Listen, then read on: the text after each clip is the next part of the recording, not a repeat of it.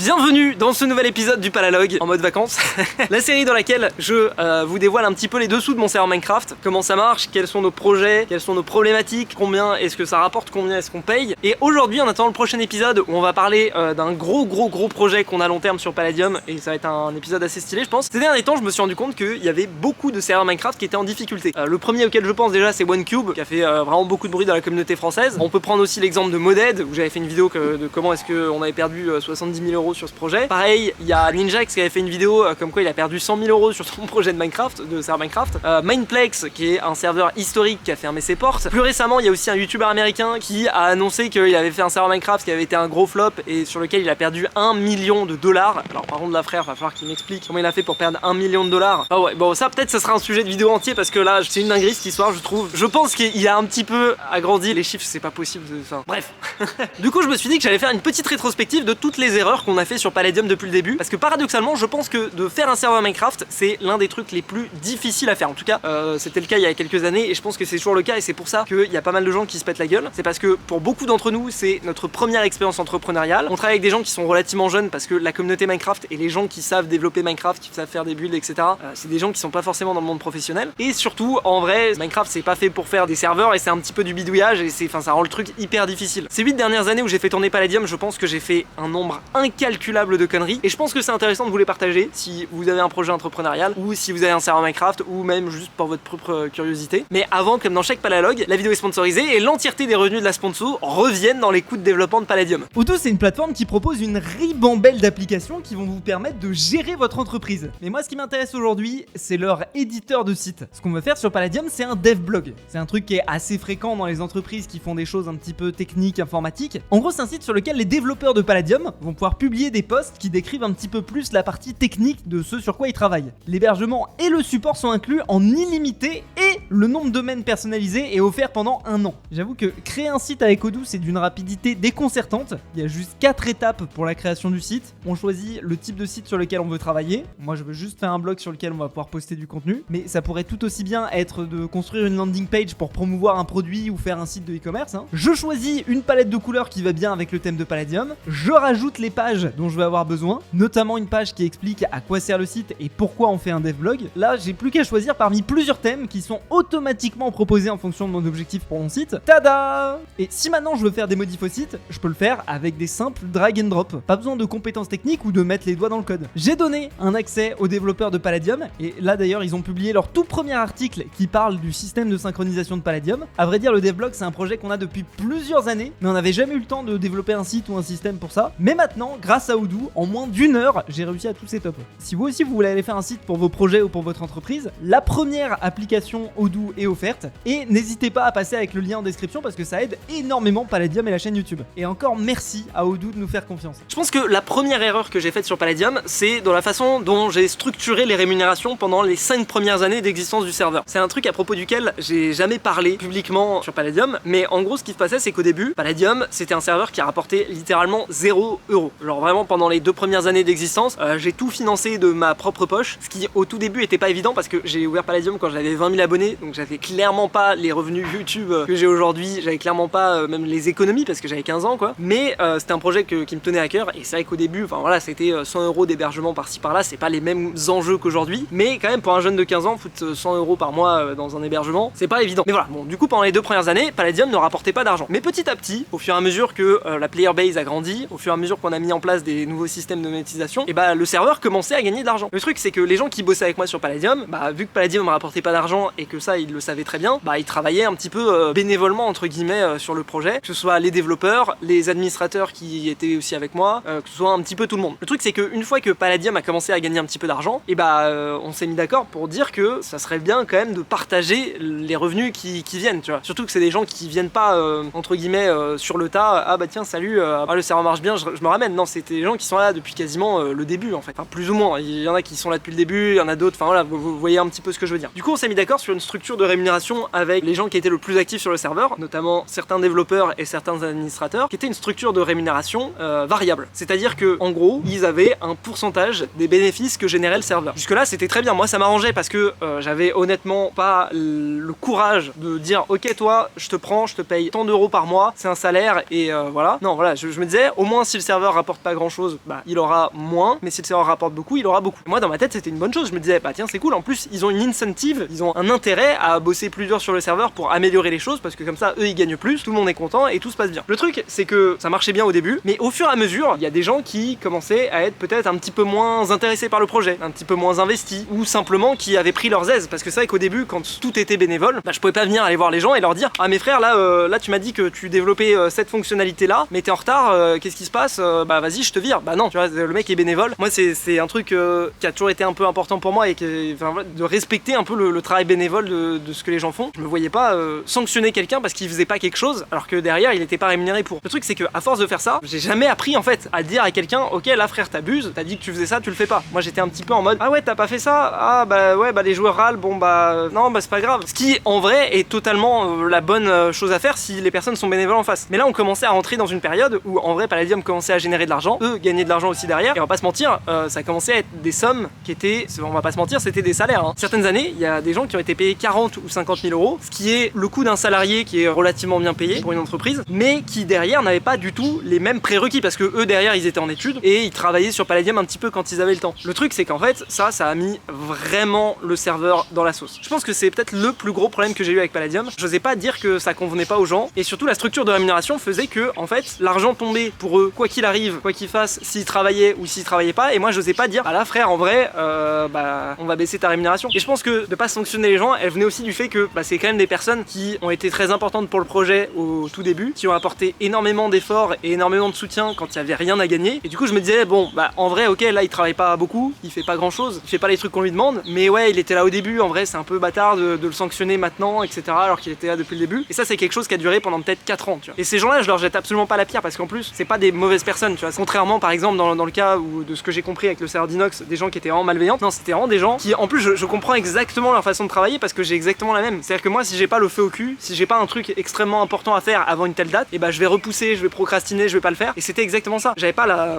le courage, j'avais pas la maturité, j'avais pas la présence d'imposer des choses aux gens en fait. Parce que j'étais timide, j'étais pas assuré sur mon rôle de leader entre guillemets, et ça a vraiment fait beaucoup de mal au serveur. Si vous prenez toutes les ouvertures qu'on a fait entre la V4 et la V je sais pas combien, enfin là toutes les ouvertures qui étaient systématiquement catastrophiques au point où Palladium c'était devenu un mème parce que c'était entièrement buggé, je pense que 70% du problème venait de là. C'est simplement que j'étais pas capable de tenir tête aux gens qui travaillaient avec moi et je faisais pas les sanctionner ou leur dire bah frère en vrai là t'es en train de mettre le serveur dans le mur. Et je pense que honnêtement c'est pas plus leur faute que la mienne parce que voilà derrière c'est moi qui ai décidé cette structure de rémunération, c'est moi qui l'ai gardée. Donc encore une fois je jette vraiment pas la pierre à personne. Toutes les personnes qui ont bossé avec moi sur Palladium, vraiment j'ai énormément d'estime pour eux. Je veux pas leur cracher dessus, tu vois, c'est pas du tout le but. Mais pour moi c'est une erreur de leur avoir laissé autant de liberté. Pour moi c'est la première très grosse erreur sur Palladium. Une autre erreur que j'ai fait je pense c'est au niveau des recrutements. Alors faut savoir que recruter des gens pour un serveur Minecraft c'est extrêmement difficile parce que en termes de quantité de gens qui ont les compétences de le faire, de travailler sur des serveurs Minecraft et qui le font bien, il y en a extrêmement peu et ils sont très demandés. Et surtout que derrière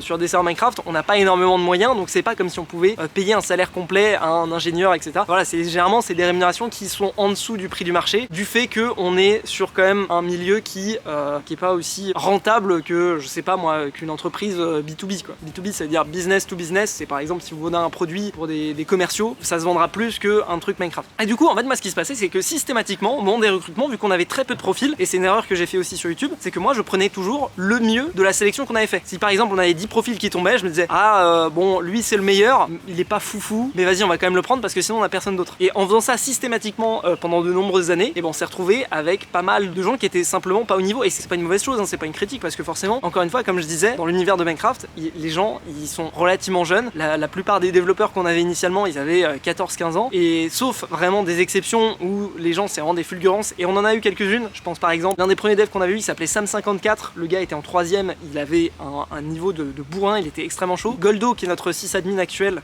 il a commencé à taffer à Palladium pareil je crois en 3ème ou en seconde et il est toujours là et il a toujours été vraiment excellent. Globalement voilà tous les devs que vous voyez aujourd'hui ils ont commencé assez tôt et ils étaient vraiment très bons déjà dès le départ, mais ça reste quand même des exceptions. La plupart des gens temps, et même moi quand je développais sur Palladium, je pense que c'était aux alentours de 2016, on trouvait pas de développeurs, j'ai dû apprendre le développement, je développais moi-même, j'arrivais à sortir des features, c'est comme ça que j'ai fait toute la V4, mais le code était dégueulasse, le code était pas maintenable, le serveur laguait, il y avait énormément de problèmes, et ça c'est principalement à cause d'un problème de recrutement. Et ça, si vraiment vous avez un projet, que ce soit Minecraft ou n'importe quoi, prenez le temps sur les recrutements. En fait c'est cliché de dire ça, genre oui franchement les recrutements, les gens c'est le plus important, mais en vrai c'est totalement vrai quoi. C'est vraiment autant, en fait un projet c'est 50% de temps passé à trouver les bonnes personnes et 50% d'exécuter le truc. Et vraiment si vous trouvez les bonnes personnes, c'est là où vous allez aller super loin, et c'est là où aujourd'hui je pense que Palladium là on arrive à tenir, on est vraiment bien parce que on a une équipe qui est vraiment ultra carrée et ultra solide et qui sait ce qu'il faut faire et qui sait comment faut le faire. Peut-être qu'un autre problème qu'on a eu aussi sur Palladium, c'est le fait que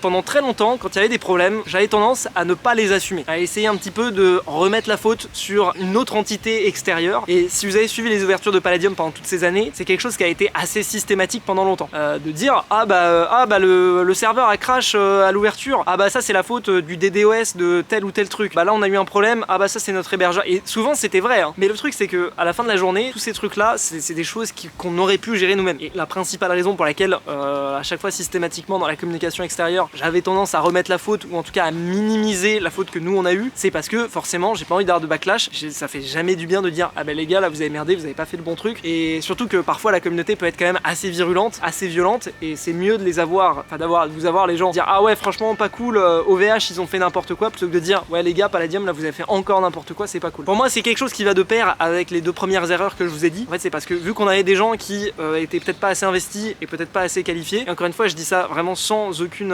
animosité envers ces personnes là parce que je prends tout le blâme, mais du coup ça faisait qu'on n'avait pas des bonnes ouvertures et qu'on était trop dépendant envers des structures extérieures, et qu'en fait on aurait pu mettre en place des choses pour éviter que ces problèmes se produisent. Après il y a quand même des trucs où c'est indépendant de notre volonté. Par contre si vous perdez des données parce que un de nos disques durs a cramé, là c'est plus de notre faute parce qu'on n'a pas fait les backups suffisantes et on n'a pas suivi les bonnes pratiques dans le milieu de l'informatique, qui est de toujours avoir plusieurs backups à plusieurs endroits. Et voilà, c'est des choses qui arrivent, mais c'est des choses qui ne devraient pas arriver. Il y en a une autre qui est assez intéressante aussi, c'est je pense de grosses erreurs qu'on a fait pendant très longtemps et que moi j'essaye de rectifier, mais il y a encore des anciens du staff qui eux sont toujours vraiment dans cette mentalité. C'est ce que j'appelle la culture du secret. En fait pendant très longtemps, vu qu'on bossait sur des projets un petit peu en soum et qu'on voulait un petit peu créer de la hype sans trop en dire, on avait tendance à retenir énormément d'informations, que ce soit à l'intérieur du staff ou à l'extérieur dans la communication extérieure. Et ça je pense que ça fait beaucoup de mal. C'est-à-dire que par exemple on travaillait sur une fonctionnalité et le staff on leur en parlait vraiment au tout dernier moment. Alors déjà premièrement ce que ça fait c'est que le staff il est pas content parce qu'il a pas l'impression d'être vraiment intégré au projet parce qu'il est au courant quasiment en même temps que les joueurs. Et ensuite l'autre problème que ça pose c'est au niveau des tests, et on n'osait pas tester parce qu'on voulait pas spoiler les nouvelles fonctionnalités. On se disait c'est mieux d'avoir une fonctionnalité un petit peu qui hype les gens, dont personne n'a entendu parler mais qui bug, plutôt que d'avoir un truc qui marche bien mais dont certaines personnes, parce qu'en plus quand il y a des tests c'est pas tout le monde qui est au courant, c'est seulement les joueurs les plus actifs, et du coup on préférait vraiment s'auto-saboter nous-mêmes. Et ça je pense que ça a été aussi une grosse erreur, et c'est un truc sur lequel j'essaye de vraiment beaucoup travailler parce que j'aime bien quand il y a une hype autour de ce qu'on fait, mais j'aime encore mieux quand les fonctionnalités elles sortent et qu'elles ont pas de problème. C'est d'ailleurs pour ça aussi que dans les 3 ou 4 dernières versions, il y a eu des bêtas ouvertes où les gens pouvaient venir jouer, tester les fonctionnalités, nous reporter les bugs. Alors certes il y a un petit peu moins de surprises quand les gens se connectent pour la première fois, mais il y a aussi beaucoup moins de bugs, donc je pense que c'est un mal pour un bien. Tout à l'heure je vous ai parlé de la structure de rémunération qu'on avait, où c'était vraiment une structure en pourcentage. Il y a 1 an et demi j'ai dit ok on va arrêter ça parce que ça marche pas, il y a des gens qui font pas le travail qu'ils sont censés faire, il y en a d'autres, il y a les problèmes que j'ai énumérés plus tôt. Je me suis dit ok on va arrêter le système de pourcentage, maintenant les gars vous allez avoir votre salaire qui va être de temps, il va y avoir des bonus quand il y aura des bons mois, mais voilà ça va être votre salaire, il va être de temps, mais en échange c'est un vrai taf, c'est pas en mode là j'ai pas fini le truc parce que X ou Y, enfin là c'était compliqué. Et je pense qu'il y avait des habitudes qui avaient été prises chez certaines personnes du staff qui galéraient à se débarrasser parce qu'ils avaient un espèce de confort de savoir que quoi qu'ils arrivent ils étaient payés. Mais voilà, tout ça pour dire que en gros il y a 1 an et demi on est passé sur une structure vraiment plus saine je trouve, où ok t'as un salaire pour ce que tu fais, et si tu le fais bien et tu gagnes un peu plus et t'es augmenté au fur et à mesure d'année en année. Ok, fair enough. Le truc c'est que maintenant ça veut dire que si on a des mois où on gagne vraiment très peu sur Palladium, je dois quand même sortir le salaire, alors que à l'époque si on avait un mauvais mois, vu que c'était des pourcentages, il suffisait juste de moins payer, automatiquement ils étaient moins payés, et du coup ça mettait pas Palladium dans le rouge. En fait par construction Palladium ne pouvait pas être en déficit parce que si on n'avait pas de bénéfice, personne n'était payé. En soi ça posait pas de problème, sauf en V7 on a fermé le serveur pendant 1 mois entre la fermeture de la V6 et l'ouverture de la V7. Le problème avec ça c'est que pendant ce mois de fermeture, forcément on n'a rien gagné, mais moi j'ai quand même dû payer les gens. Et ce petit mois, je pense que c'est peut-être entre 50 et 70% de tous les problèmes financiers qu'on a eu ces 2 dernières années sur Palladium. En fait là aujourd'hui sur Palladium, ce que j'ai appris, c'est qu'on est à un mois de trésorerie près. Ce mois de fermeture, il nous a mis vraiment dans la sauce, genre vraiment sur le long terme. Bon, ça c'est une erreur, voilà, il faut la faire pour s'en rendre compte. En fait, moi j'avais les automatismes de ok, on ferme la saison, on attend un mois, on réouvre, ça crée de la hype, on a plus de monde, etc. Mais en fait là c'est plus possible parce que on peut pas se permettre d'avoir zéro rentrée pendant un mois. Même si derrière le mois de l'ouverture il se passe très bien, en fait le fait qu'il se passe très bien et que avant ça nous permettait du coup de faire des économies pour le reste de la saison, en fait le fait qu'il se passe très bien, ça sert juste à combler l'argent qu'on a perdu pendant le mois où on était fermé. Clairement on le ressent encore et c'est pour ça que maintenant à chaque fois qu'on fait un reset, on ferme pas plus de une semaine parce que sinon financièrement c'est pas tenable. Et je pense que la dernière erreur qui est aussi très récente, celle-là, qui nous met un petit peu dans la sauce encore aujourd'hui sur Palladium, c'est que lors de la dernière ouverture, je crois que c'était la V8, on avait fait un excellent mois. Genre vraiment, c'était le meilleur mois de Palladium, je crois qu'on avait fait peut-être 120 000 euros, quelque chose comme ça. Ce qui, dit comme ça, paraît vraiment gigantesque, mais vous allez comprendre un petit peu après. Bon, alors déjà, les 120 000 euros, ils ont servi à éponger une bonne partie des dettes, entre guillemets, qu'on avait sur les mois précédents de la fin de la dernière saison. Et je me disais, c'est trop bien et tout, franchement, les problèmes de financiers de Palladium sont réglés, je vais mettre bien toute l'équipe. Ce que j'ai fait, c'est que j'ai donné des bonus à un tel, à truc, etc. J'ai augmenté les salaires parce que vraiment, c'était un petit peu un moment d'euphorie, quoi. Et petit à petit, de mois en mois, en fait, les revenus, ils ont commencé à baisser. Et petit à petit, on arrivait sous le seuil de rentabilité de Palladium. C'est-à-dire que, en gros, rien que les salaires, l'hébergement des serveurs, etc., coûtaient plus cher ce qu'on faisait rentrer tous les mois. En fait, à la limite, les bonus, ça va. Mais c'est vraiment les augmentations qui étaient des augmentations substantielles parce que, en fait, ce qui se passait, c'est que Palladium, au début, vu que moi, j'étais un petit peu frileux et j'avais un peu peur de payer des gens, de m'engager sur des salaires, surtout en CDI, etc., où c'est très compliqué de se séparer de quelqu'un qui est en CDI. Moi, j'étais un petit peu frileux sur les salaires et j'avais proposé des rémunérations un petit peu en dessous du prix du marché. Voilà, fair enough, voilà, je dois l'avouer, c'est principalement parce que j'avais un peu peur. Et après, quand j'ai vu que Palladium ça marchait bien et que voilà, il y avait pas de soucis, j'ai un peu augmenté tout le monde et même un petit peu au-dessus en fait des prix du marché, quoi. Et du coup, ça nous a mis un petit peu dans la sauce. J'aurais dû attendre en fait la fin d'un cycle entier, c'est-à-dire d'une année entière, voir le résultat, de voir ok, on a eu ce très bon mois, mais on a eu ce très mauvais mois. Du coup, ça s'équilibre un petit peu. Quoi qu'il arrive, les gens auraient été augmentés, mais peut-être pas autant. Et peut-être que le fait de temporiser et de pas faire les choses dans l'euphorie parce qu'on a eu un bon mois, c'est un des trucs que j'ai appris ces derniers temps et qui est un peu difficile parce que quand les équipes voient que ok ça marche bien, etc. et que derrière ils ont pas la récompense tout de suite, c'est peut-être un peu difficile pour eux. C'est important de prévoir. En fait, là on a vraiment aucun fonds de roulement, aucune trésorerie. C'est un peu flippant, c'est des montants qui sont conséquents, on va pas se mentir. Donc il faut pas faire n'importe quoi. Et à l'époque quand Palladium c'était 3000 euros de dépenses par mois à la limite, voilà, je veux dire si tu perds 3000 euros dans une vie ça va, si t'en perds 50 000, là ça commence à être des montants qui piquent. On va pas se mentir. Alors j'en ai fait plein d'autres des erreurs. Si vous voulez peut-être un deuxième épisode, je peux essayer de trouver d'autres erreurs, vous inquiétez pas, je pense qu'il y en a plein. On peut faire ça aussi pour YouTube, peut-être les grosses erreurs que j'ai fait sur YouTube. Et si ça peut aider des gens qui ont des serveurs Minecraft, si vous avez des serveurs Minecraft et que vous passez par là, n'hésitez pas à me faire un petit commentaire avec vous les erreurs que vous avez fait, ça peut être assez intéressant d'apprendre aussi là-dessus. Et je tenais aussi à remercier Odoo de sponsoriser cette vidéo parce qu'ils se sont engagés sur plusieurs mois pour soutenir les Pallalogs et pour soutenir Palladium de façon en général. Donc si vous pouviez leur envoyer un maximum de love en allant sur le lien en description, et si vous avez besoin d'un site, pensez à eux. Et puis moi je vous dis à très bientôt pour de nouveaux épisodes du Pallalog. Salut tout le monde, c'était Fuse, à la prochaine, à plus.